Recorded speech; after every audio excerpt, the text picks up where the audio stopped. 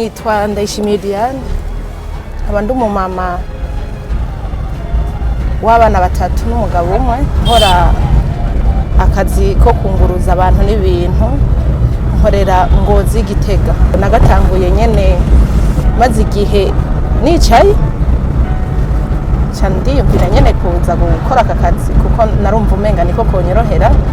Naradandaje ntacyo narahakuye, ndifatira ingingo koko noza gukora aka kazi.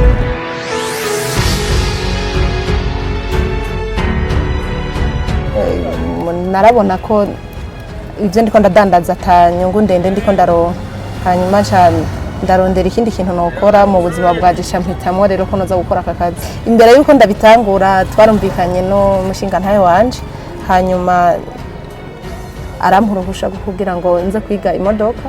Ndiga imodoka ndaheza, hanyuma ndaheza ndatangura.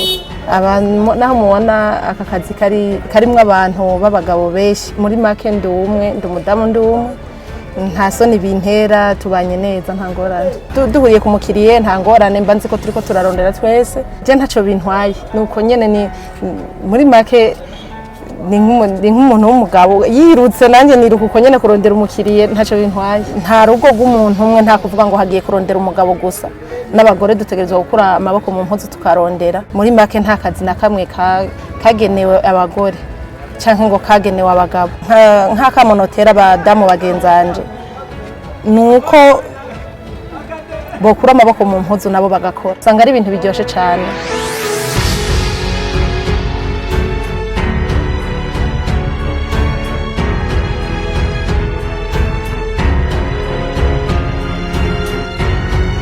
Twe tubifata nk'iterambere, nubwo bamwe babona ko ngo ntibishaka ko umudamu akora akazi ka transport, ariko twe twabibonye nk'iterambere ko twarongutse cyane.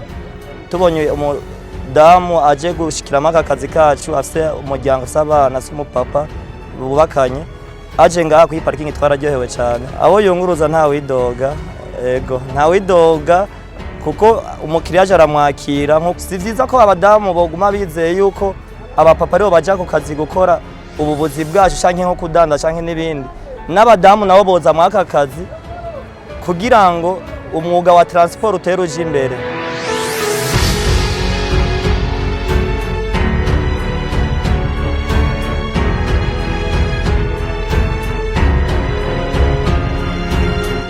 Je kuva ntembera aho maze kugenda n'umupfaso numwe mw'iyi Ngozi ni wanyonga.